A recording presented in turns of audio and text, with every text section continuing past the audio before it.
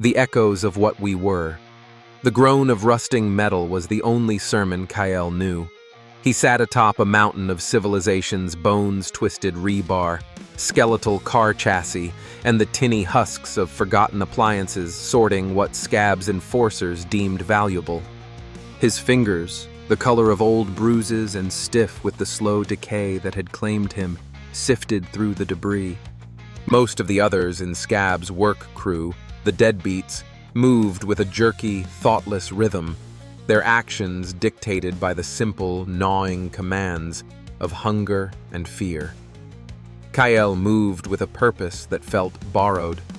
A flicker, sunlight on a laughing face, the scent of cut grass, a name that tasted like summer on a tongue he no longer properly controlled. Elara. The memory was a shard of glass in his mind, sharp and clear for a second, before dissolving back into the murky fog of his undeath. These flashes came and went, ghosts of a boy he could barely recognize, leaving an ache that was deeper and more painful than the constant, low-grade hunger for living flesh. His clumsy fingers closed around something small and cool, a silver locket, tarnished and dented, shaped like a heart. He pried it open with a thumbnail that threatened to flake away. Inside, the tiny glass panes were cracked, but the faded photograph was still visible. The same girl from his memory fragment, her smile a beacon from a lost world. The ache in his chest intensified, a phantom heartbeat in a stilled organ. This was real. She was real. Still playing with trash, Kael? Kael flinched, quickly closing his fist around the locket. Rix landed beside him on the scrap heap with the predatory grace of a jackal, his movements fluid and fast. The dawn of choice. The Overlord's fortress, a skeletal husk of a pre-war factory, belched greasy smoke into the bruised twilight sky.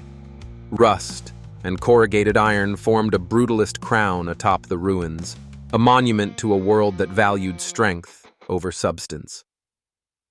I stood on a nearby ridge, the wind whipping strands of my lank hair across my face, the chill doing nothing to my dead skin. Beside me, Elara, the rogue scavenger, checked the firing mechanism of her bolt-action rifle with a practiced click-clack that cut through the silence.